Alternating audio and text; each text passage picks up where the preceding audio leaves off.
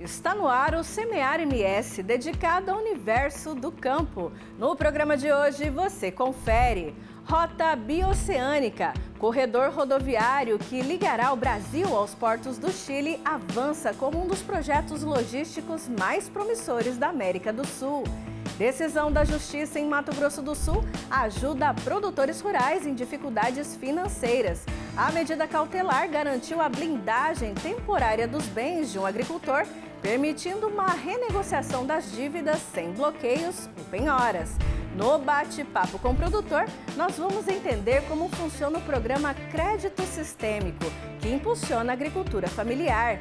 E mais, vamos conhecer a Cooperapomes e como essa cooperativa, que saiu de 21 para 298 produtores cooperados, já mudou a realidade de centenas de famílias em Mato Grosso do Sul. O Semear MS começa agora.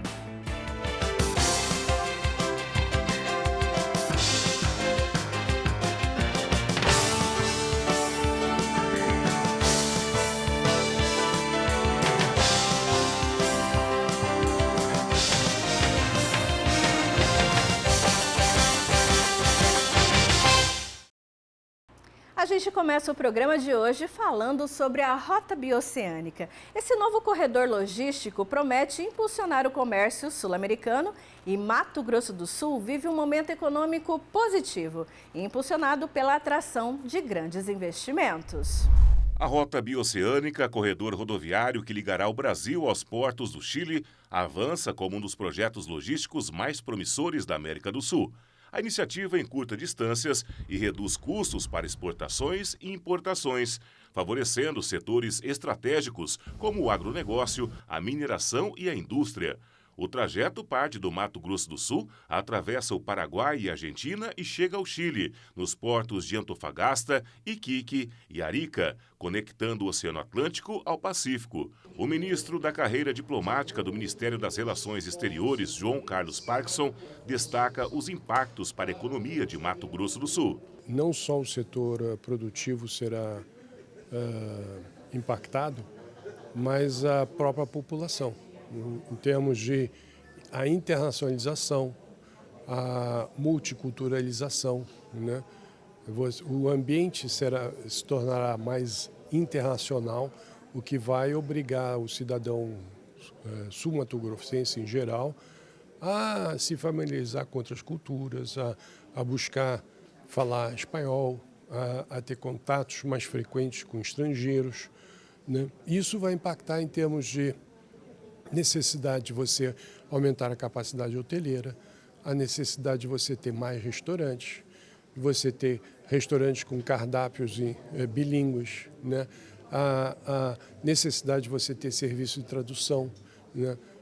Você vai ter que ter despachantes para exportação, você vai ter que ter empresas de seguro que vão se instalar, ou seja, o impacto é muito profundo. Com investimentos em infraestrutura, incluindo a pavimentação de trechos e a construção da ponte sobre o rio Paraguai em Porto Murtinho, o projeto avança para garantir maior eficiência logística, além da redução de custos operacionais para empresas exportadoras. A rota deve atrair investimentos e também estimular o desenvolvimento regional nos 4 países envolvidos. O setor do agronegócio, que exporta grandes volumes de soja, milho e carne para o mercado asiático, será um dos principais beneficiados. Além disso, a rota facilitará a importação de produtos manufaturados, máquinas e insumos industriais, tornando o comércio mais ágil e dinâmico. A partir do momento que você abre uma nova fronteira, desencadeiam-se aí uma série de movimentos, né, em rede que vão se espraiando e vocês estão na boca, como se diz, do corredor rodoviário bioceânico. Então, vocês se tornarão, por exemplo, distribuidores regionais de mercadoria, coisas que vocês não são, né? Além de serem produtores, vocês serão também operadores comerciais, vocês serão exportadores e importadores. Isso é uma grande mudança para a empresa, né? Abre-se também, obviamente, um leque de oportunidades importantes para as pequenas e médias empresas, não só para as grandes. Governos e empresários acompanham de perto os avanços do projeto, que deve se tornar um divisor de águas para o comércio sul-mato-grossense. A expectativa é que a rota reduza o tempo de transporte para a Ásia em até 14 dias, tornando-se uma alternativa mais competitiva para o comércio brasileiro, levando em consideração a posição do governo dos Estados Unidos sobre o Canal do Panamá. Vemos, só para exemplificar e que as pessoas entendam o que eu estou dizendo, um anúncio abrupto do governo norte-americano de que agora passariam a controlar o Canal do Panamá, né? Bom, isso são mudanças que nós temos que levar em conta, estão ocorrendo, é uma realidade, quem leu o noticiário sabe o que eu estou dizendo, mas isso impacta Mato Grosso do Sul, impacta o Brasil, nós somos usuários do Canal do Panamá, né? Não usar o Canal do Panamá, o encarecimento do Canal do Panamá, impacta diretamente o produtor nacional. Então, o governo brasileiro, o governo federal, está preocupado com isso e vê nos corredores uma solução que é geopolítica mais amistosa, mais, digamos, segura, né, em termos de acessar o mercado asiático. Em Dourados, o presidente da Agência de Desenvolvimento, Celeiro MS, destacou as novas oportunidades que surgirão com o corredor logístico. A rodovia BR-267, que é uma parte fundamental da rota bioceânica em Mato Grosso do Sul, conecta Maracaju à BR-163, atravessando cidades essenciais para a produção, que impulsiona a economia do estado e impactará economicamente o município de Dourados. Existem relações comerciais já sendo firmadas com o escritório de Tarapacá, que está instalado lá em Campo Grande, já estão viabilizando negócios.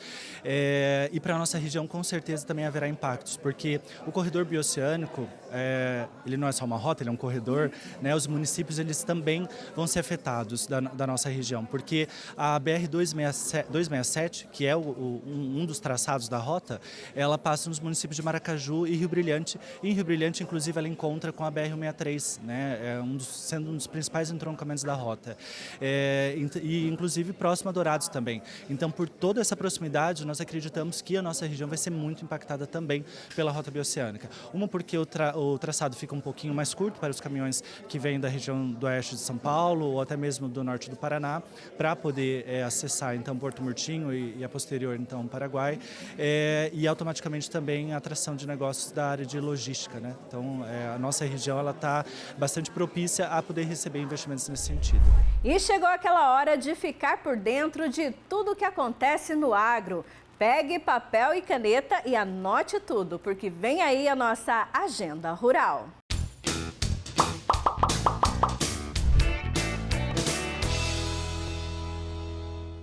De 24 a 26 de março acontece a Dinapec, feira tecnológica bienal realizada pela Embrapa e pelo Governo do Estado de Mato Grosso do Sul, por meio da Secretaria de Estado de Meio Ambiente, Desenvolvimento, Ciência, Tecnologia e Inovação, SEMADESC. O evento será realizado em Campo Grande e contará com uma área de 30 hectares, especialmente preparada para atender às transformações e demandas do setor produtivo. Reconhecida nacionalmente, a Dinapec será uma vitrine dos mais recentes avanços em pesquisa, inovação, produtos, tecnologias e serviços voltados para os produtores, técnicos e demais profissionais da cadeia produtiva da carne. De 24 a 28 de março acontece o Show Safra Mato Grosso do Sul 2025, um dos maiores eventos do agronegócio brasileiro em Lucas do Rio Verde. A feira traz novidades como o Show Safra Mulher e o Show Safra Negócios, além de uma estrutura aprimorada para expositores, produtores e investidores. Estamos de volta para falar sobre o endividamento de produtores rurais, que tem crescido aí em todo o Brasil. E uma decisão da Justiça em Mato Grosso do Sul pode se tornar referência para quem enfrenta essas dificuldades financeiras. A medida cautelar garantiu a blindagem temporária dos bens de um produtor, permitindo uma renegociação das dívidas sem bloqueios ou penhoras. A blindagem patrimonial no setor rural tem se mostrado uma alternativa para produtores endividados em todo o Brasil. Uma decisão da Justiça em Mato Grosso do Sul garantiu 60 dias de proteção aos bens de um produtor rural, permitindo uma renegociação extrajudicial com os credores. Isso é um precedente muito forte para todos os produtores rurais do Brasil. Eles todos podem requerer essa medida, desde que comprovem 2 anos mínimos de atividade, tenha uma atividade ativa a ser preservada, bem como comprove esse cenário de crise e a iminência de perda de seu patrimônio.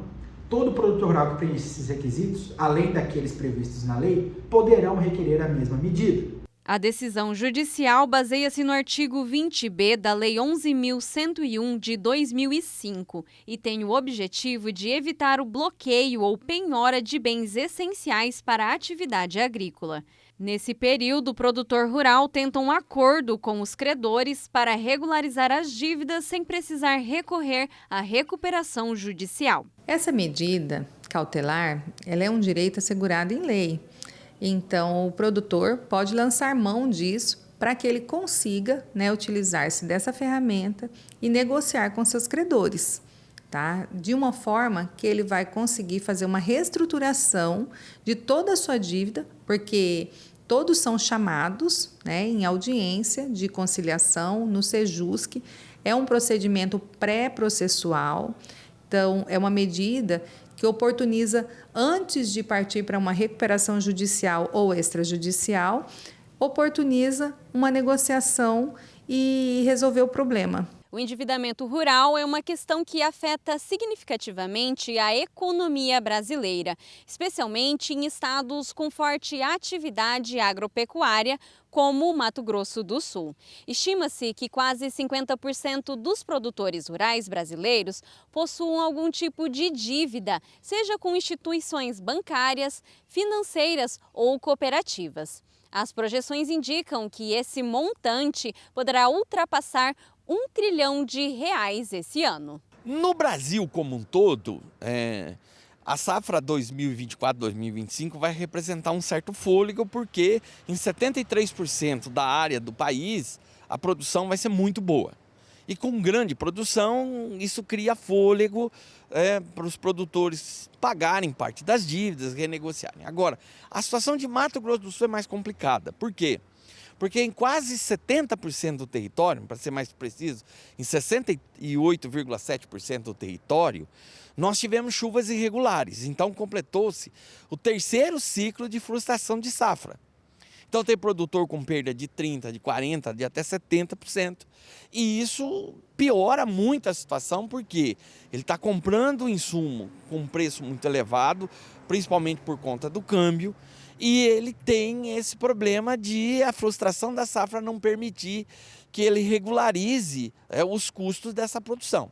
A alternativa tem impacto direto na produção agropecuária, pois evita o descontrole financeiro e a paralisação das atividades. Mesmo assim, o processo de renegociação de dívidas exige planejamento e atenção especial às especificidades de cada caso. Deve atender alguns requisitos, como já estar na atividade há mais de 2 anos, deverá apresentar algumas certidões cíveis, criminais, deverá apresentar todos os seus credores, deverá também ter essa boa-fé, e continuar na atividade. É uma recuperação para continuidade, então, assim, não é para quem está encerrando a atividade. Isso oportuniza ao agricultor fazer uma renegociação de todas as suas dívidas e contratos e ter, durante um período de 60 dias, uma blindagem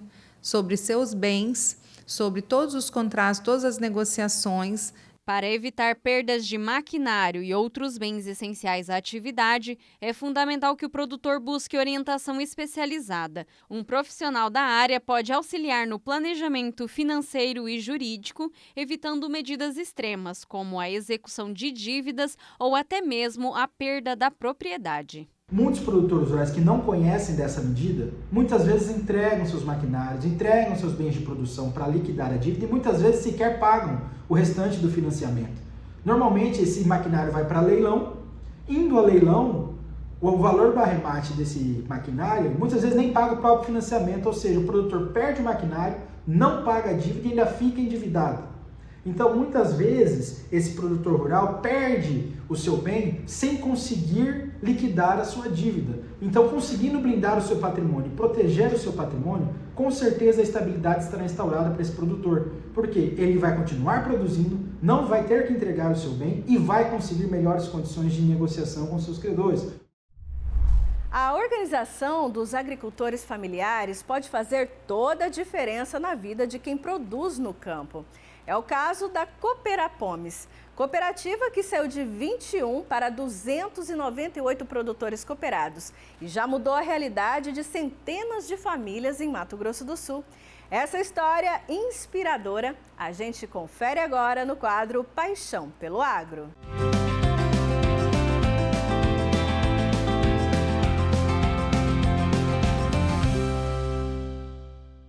Mais de 20 toneladas de frutas, verduras e legumes produzidos pelos agricultores orgânicos chegam semanalmente à Cooperapomes, cooperativa de produção e comercialização da rede dos produtos orgânicos de Mato Grosso do Sul e são destinados a programas essenciais como o PAA, Programa de Aquisição de Alimentos, e o PNAE, Programa Nacional de Alimentação Escolar. Nós fazemos a coleta dos produtos dos agricultores, trazemos para a cooperativa, daqui a gente faz uma triagem, faz uma separação e fazemos toda a logística de entrega ponto a ponto.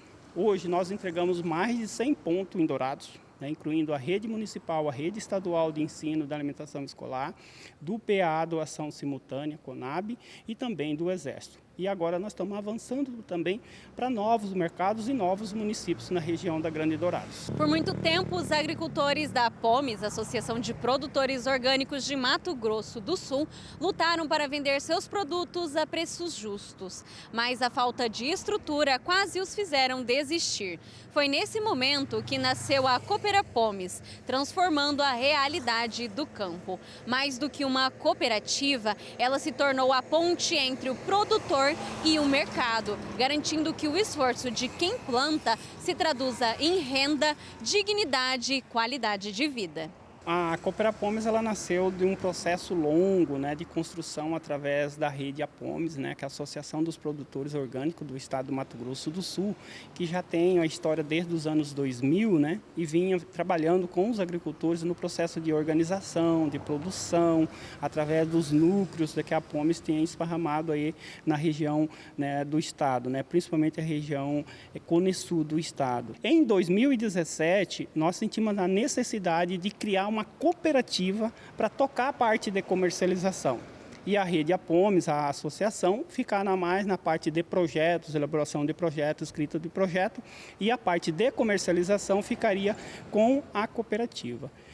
Simultaneamente, as duas interligadas, digamos assim, a cooperativa sendo praticamente filha da história da Apomes, e então as duas poder caminhar junto. Hoje, a cooperativa atende mais de 15 municípios, passando por regiões de Mundo Novo a Ponta Porã e de Nioaque a Batayporã.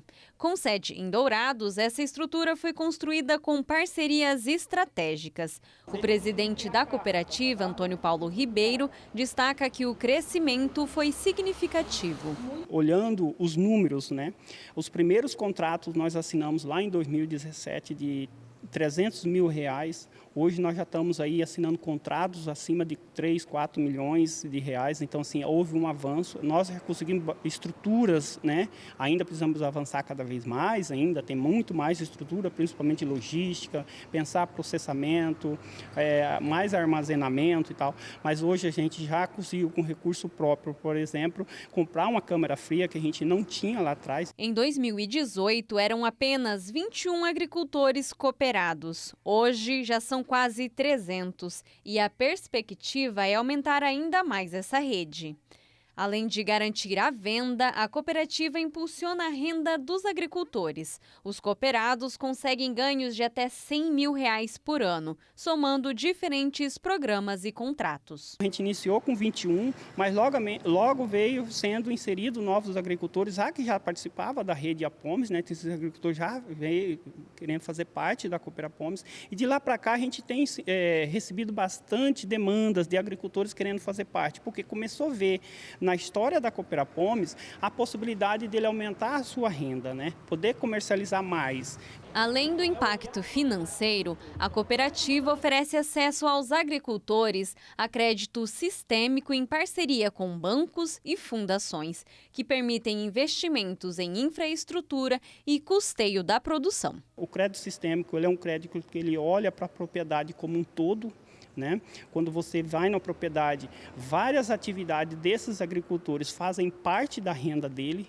Então, assim, é justo que a gente pegue um financiamento, coloque na mão desse agricultor, que ele vai poder investir aonde ele achar que seja melhor. Então, ele olha a propriedade como um todo, não simplesmente olhar, às vezes, só a cadeia produtiva, né? Sabendo que a renda dele vem de vários atores desses que eles estão trabalhando dentro da propriedade. Para Antônio, a Cooperapomes é mais do que uma cooperativa. É a realização de um sonho coletivo, que mostra que o trabalho em conjunto é capaz de abrir novos caminhos para o futuro do agro sustentável no Mato Grosso do Sul. Fazer parte dessa história, para mim, é fundamental. Eu venho da luta, né, da reforma agrária, sou filho da reforma agrária, venho da luta das pastorais da juventude rurais, né, movimentos sociais e tal, agricultor familiar.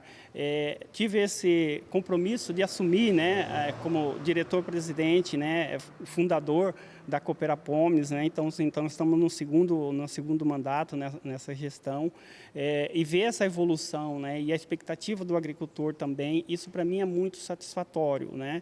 Isso assim me traz né, a alegria de saber que assim nós temos bastante coisas para avançar, mas quando a gente olha para trás a gente vê que a gente já avançou bastante.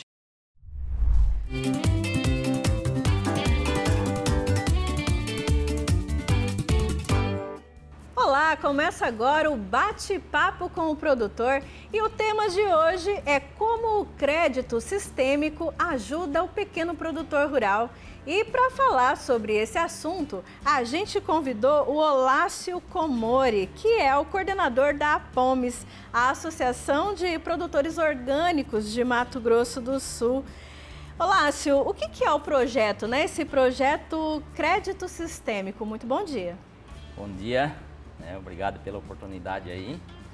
Então, primeiramente é dizer que o crédito em si é uma ferramenta muito importante para o desenvolvimento, né? Qualquer atividade, se for apoiada assim de forma estratégica, o crédito dá um avanço muito grande.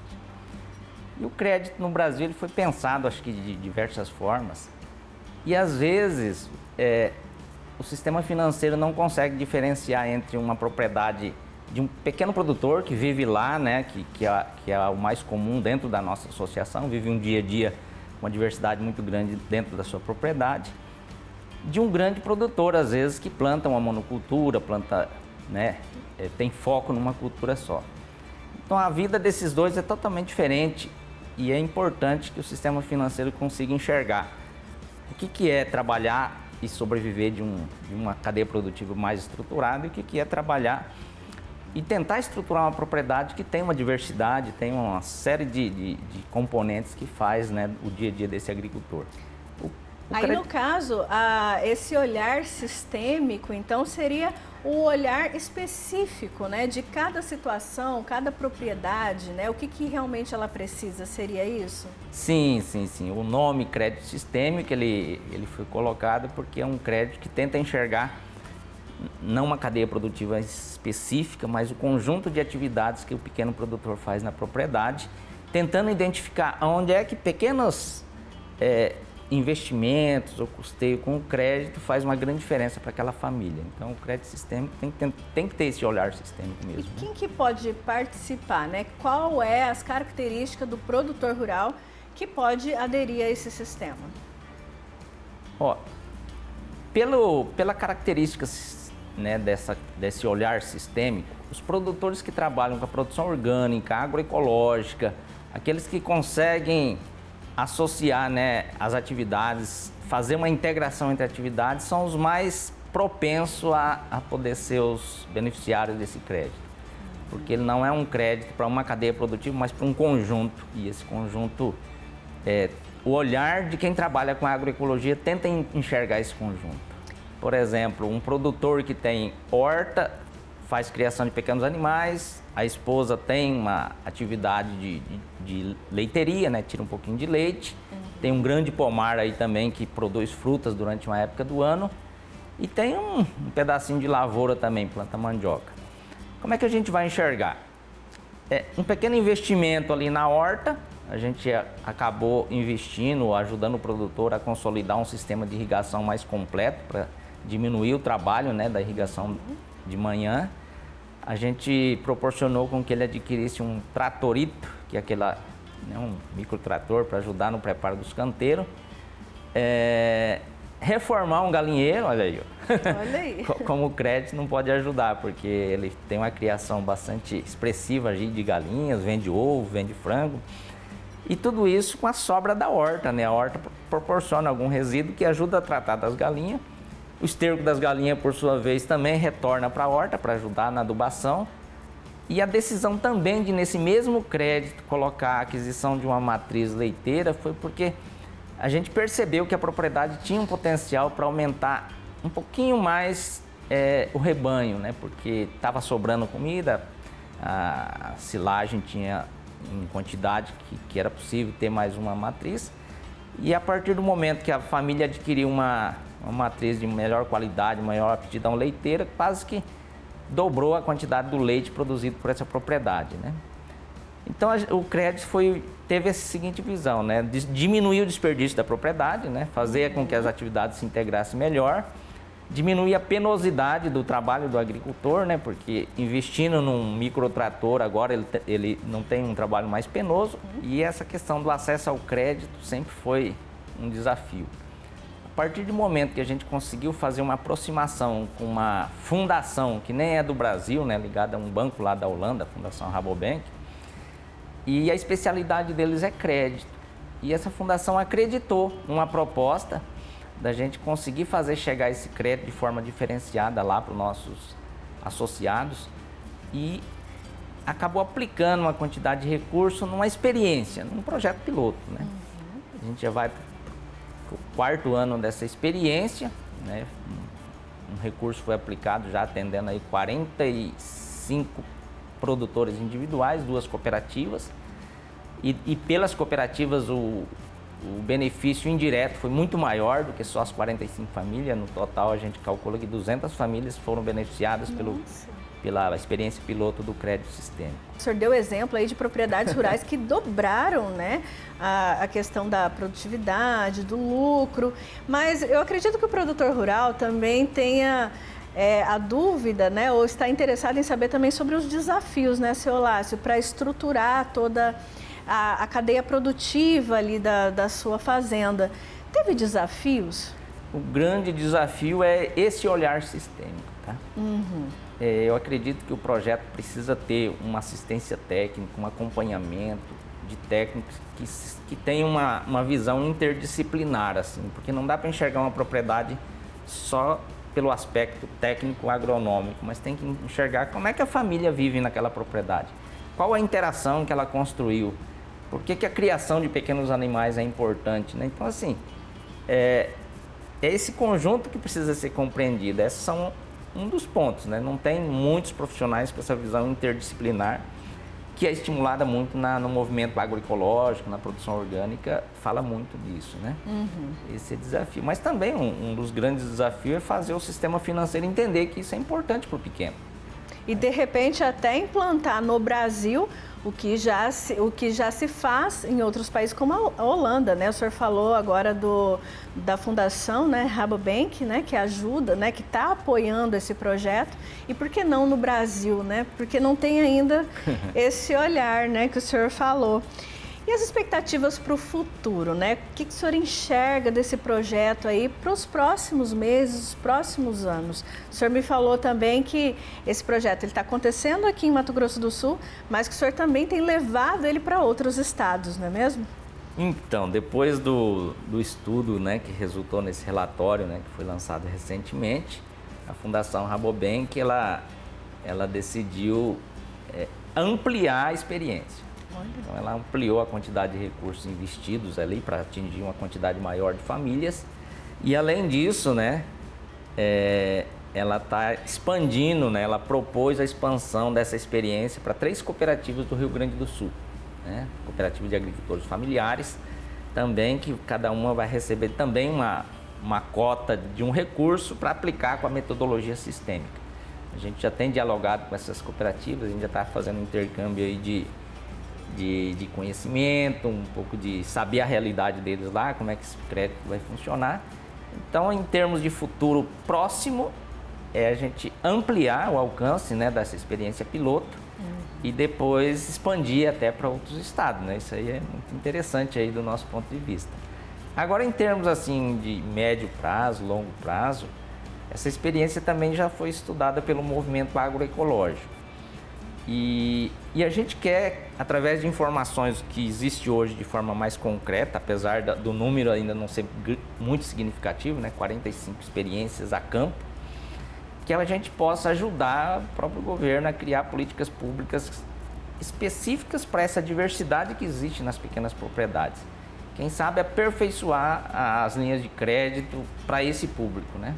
A Fundação Rabobank, quando ela apoia uma proposta de crédito, ela leva o crédito e uma parcela do recurso é para dar suporte ao crédito. Olha. Então a Apomes, além de ter o crédito para fazer chegar no produtor e rodar essa linha de crédito sistêmica, ela também recebeu uma doação que ela pôde fazer o acompanhamento da aplicação do crédito, né?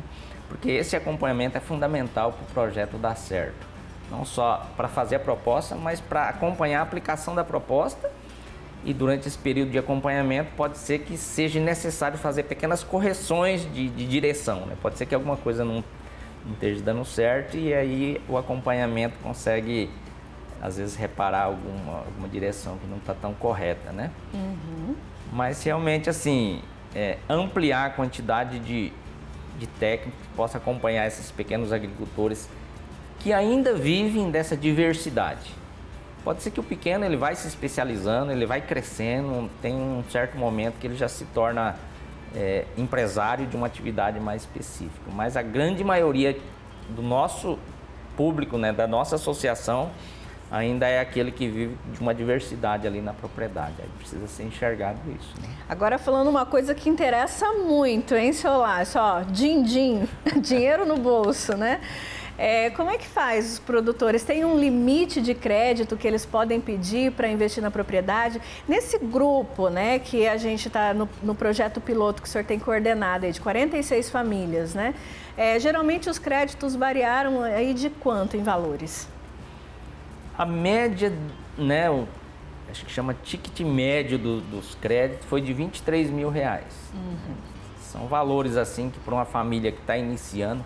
E vale dizer também que muitas dessas famílias, elas foram inseridas no crédito. Elas nunca tinham tido a oportunidade de acessar crédito, por falta de documentação, muitas coisas que o sistema exige, né? Mas chegou projetos de até 45 mil, 50 mil reais, que foram recursos para que a gente pudesse dar às vezes até uma cara nova, não para deixar bonito, mas para deixar a propriedade mais funcional, né? Mais funcional, pensando aí sempre com esse aspecto aí de integração das atividades, de diminuir a penosidade do trabalho e de que os pequenos investimentos possam trazer retorno mais rápido, que a partir de uma melhoria de renda, o produtor também começa a investir na propriedade, né? Tá aí, assunto muito importante aí, principalmente para o pequeno produtor, né, seu Lácio? Eu tenho certeza que a gente vai falar sobre esse assunto muitas e muitas vezes ainda. Quero agradecer a presença do senhor aqui. E para encerrar, como que os produtores rurais, né, podem saber mais informações sobre esse projeto, esse relatório, né, que saiu no último dia 18 agora, até para que eles possam conhecer os desafios e oportunidades deste crédito sistêmico? Então, a gente que vivenciou a experiência, né, o nosso dia a dia, a gente nem sabe o tamanho, às vezes, da importância das nossas... dessa ação aí, né, do projeto piloto. Mas quando vieram fazer aí o relatório, o acompanhamento técnico e produziram um relatório muito completo, né, sobre tanto a abordagem, os conceitos, a metodologia utilizada, ficou um material muito jóia. Esse material está disponível para os interessados, né, que queiram conhecer melhor a experiência piloto. E aí, assim, ele está na sede da associação, da associação da Apomes, da Cooperapomes. A gente mantém esses materiais disponíveis para o público. Lembrando que a Cooperapomes é aqui em Dourados, né, seu Lácio? Está bem acessível aí para os produtores locais, né? Sim, a gente tem, né, a gente chama de rede, né, uma rede de produtores espalhados pelo estado. A gente estruturou uma base aqui em Dourados para possibilitar a comercialização dos nossos produtos e criamos uma cooperativa que dá esse suporte. Tá aí, muito obrigada, seu Lácio. Produtor rural que queira saber mais, né, sobre o crédito sistêmico, pode procurar então a Apomes ou a Cooperapomes. Lembrando que a Cooperapomes fica aqui em Dourados. E tá aí, esse foi o bate-papo com o produtor dessa semana. A gente fica por aqui, mas a gente se vê no próximo programa. Até lá!